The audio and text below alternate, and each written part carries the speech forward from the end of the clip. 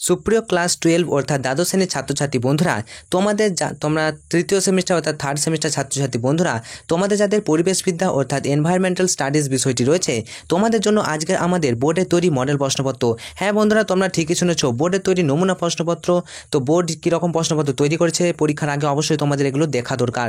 তো প্রশ্নপত্রটি ছিল অত্যন্ত গুরুত্বপূর্ণ, তাই তোমাদের ভিডিওটা অবশ্যই মিস করা চলবে না। অবশ্যই ভিডিওটা দেখো প্রথম থেকে শেষ পর্যন্ত।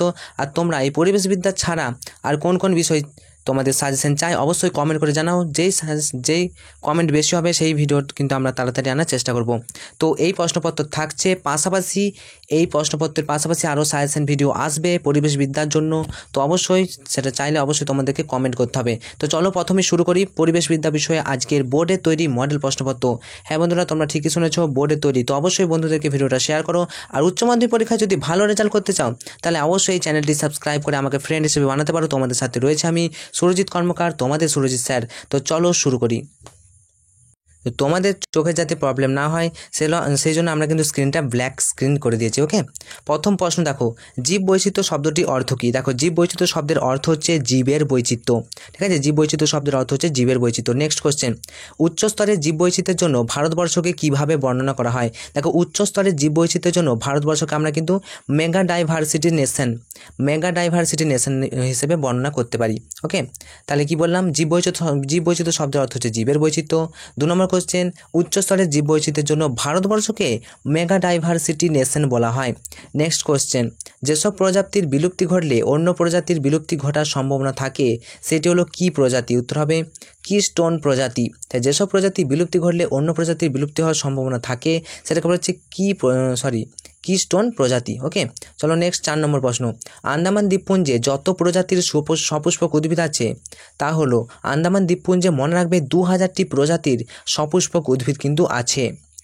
5 নম্বর প্রশ্ন, নীলগিরি জীবমণ্ডলে অবস্থিত। দেখো, নীলগিরি জীবমণ্ডল অবস্থিত কোথায়?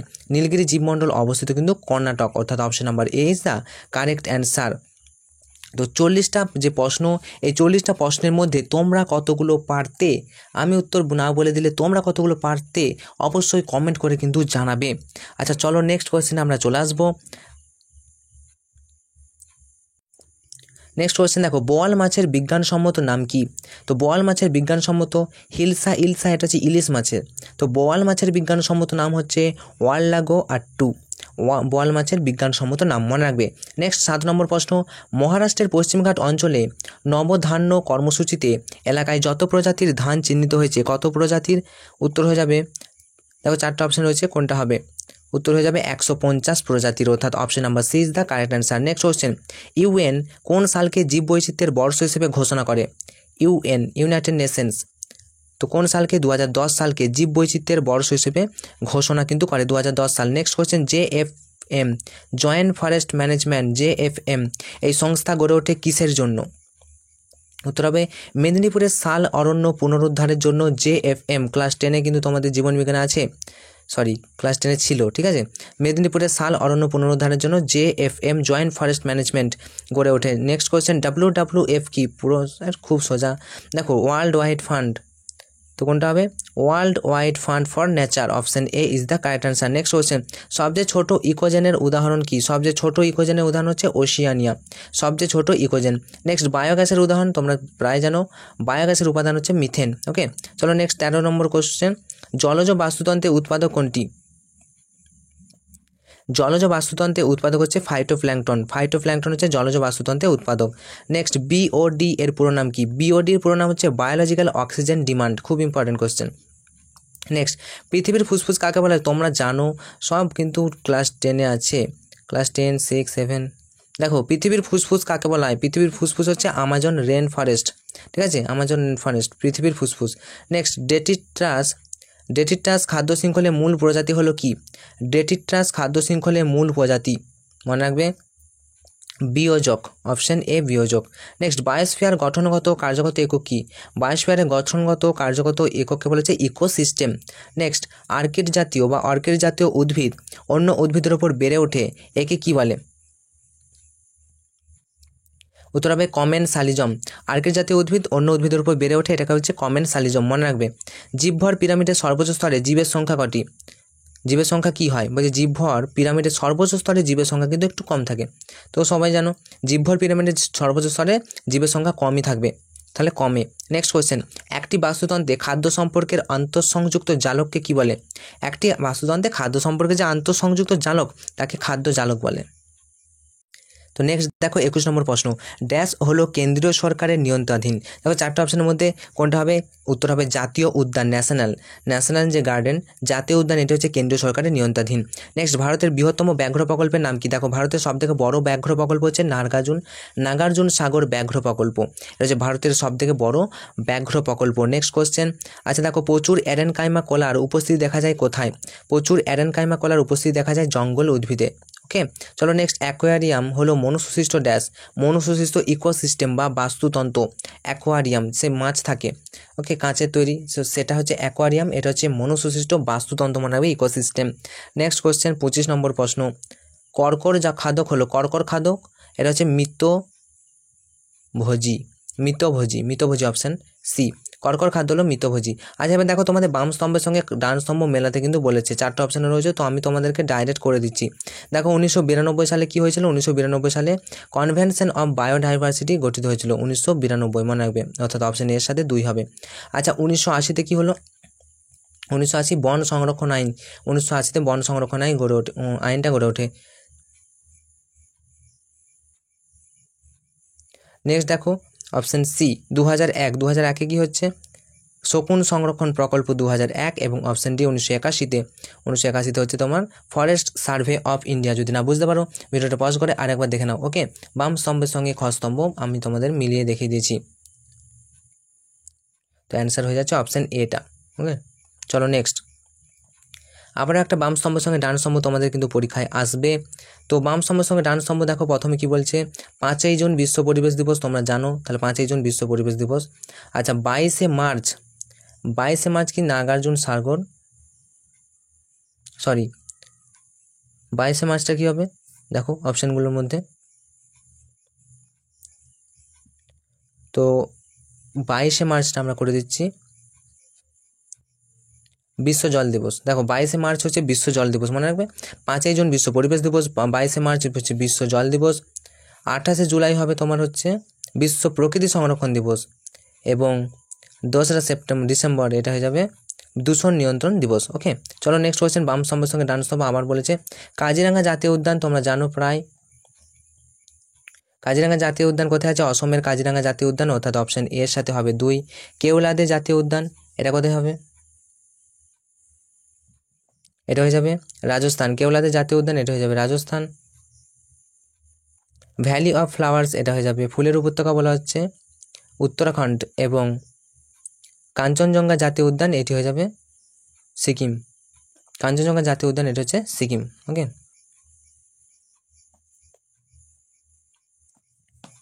চলো আবার একটা কিন্তু বাম স্তম্ভের সঙ্গে ডান স্তম্ভ মিলেছে, অনেকগুলো তোমাদের বাম স্তম্ভ এবং ডান স্তম্ভ থাকছে। আচ্ছা নেক্সট দেখো পরের কোশ্চেন কি বলেছে, যে সর্পগন্ধা এর বিজ্ঞানসম্মত নাম। দেখো সর্পগন্ধা বলতে আমরা কোনটা বুঝবো? দেখো সর্পগন্ধা হচ্ছে তোমাদের রাউভলিফা সেরপেন্টিনা। ওকে, তো দেখবে। আচ্ছা তারপর তোমাদের রয়েছে ঘৃতকুমারীটা হয়ে যাবে অ্যালোভেরাকে ঘৃতকুমারী বলা হয়। ওকে, ইংরেজি নাম। ধানটা হয়ে যাবে অরিজা স্ট্যাটিভা, খুব ইম্পর্টেন্ট, ধানটা মনে রাখবে। আর যেটা 4 নম্বর নারকেল রয়েছে, নারকেলটাকে বলা হচ্ছে কোকোস নিউসিফেরা। ওকে, চলো নেক্সট, বাম স্তম্ভের সঙ্গে ডান স্তম্ভ আবার দেখো, এখানে কি বলছে অবলুপ্ত প্রজাতি, এটা হচ্ছে নিশ্চিহ্ন হয়েছে, অবলুপ্ত প্রজাতি হচ্ছে নিশ্চিহ্ন হয়েছে। চরম বিপন্ন প্রজাতি, এটা হবে অবলুপ্ত হওয়ার সম্ভাবনা। সংকটাপন্ন প্রজাতি হবে 10 বছরে পপুলেশনে 50% করে হ্রাস পড়ে যাচ্ছে প্রতি 10 বছরে, তাহলে সংকটাপন্ন প্রজাতি, এই প্রজাতিটা কিছুদিন পরে হয়তো শেষ হবে। আর বিপন্ন প্রজাতি কথার অর্থ হচ্ছে আশু সংরক্ষণ প্রয়োজন, যেগুলো একেবারেই বিপন্ন, যেগুলো সংরক্ষণ একেবারেই প্রয়োজন। ঠিক আছে, এটা মনে রাখবে। চলো 31 নম্বর প্রশ্ন কি বলেছে দেখো, বিবৃতিগুলোর মধ্যে সত্য মিথ্যা যাচাই করতে হবে। তো প্রথমে কি বলেছে দেখো, আমি একবারে ডাইরেক্ট তোমাদের কিন্তু উত্তর কিন্তু বলে দেবো। বলছে পৃথিবীর পরিবেশ জড় এবং জীব উপাদানের সমন্বয়ে গঠিত। এটা কিন্তু একেবারেই সত্য কথা, পৃথিবীর পরিবেশটা জড় এবং জীব উপাদানের সমন্বয়ে গঠিত। অপশন বি দেখো, পরিবেশে জড় ও জীব উপাদানগুলি স্বতন্ত্ররূপে অবস্থান করে। জড় এবং জীব উপাদানগুলি স্বতন্ত্ররূপে অবস্থান করে, এটাও কিন্তু সত্য। অপশন সি, মাটি জল বায়ু সূর্যালোক হলো পরিবেশের জড় উপাদান। একেবারেই ভুল, মাটি জল বায়ু এগুলো জড় উপাদান নয়। এবং অপশন ডি, অরণ্য সমুদ্র জলাভূমি ইত্যাদি হচ্ছে অজৈব উপাদান। এটাও কিন্তু একেবারেই মিথ্যা, অরণ্য সমুদ্র জলাভূমি এগুলো অজৈব নয়, জৈব উপাদান। চলো নেক্সট কোয়েশ্চেন চলে আসবো। 32 নম্বর প্রশ্ন।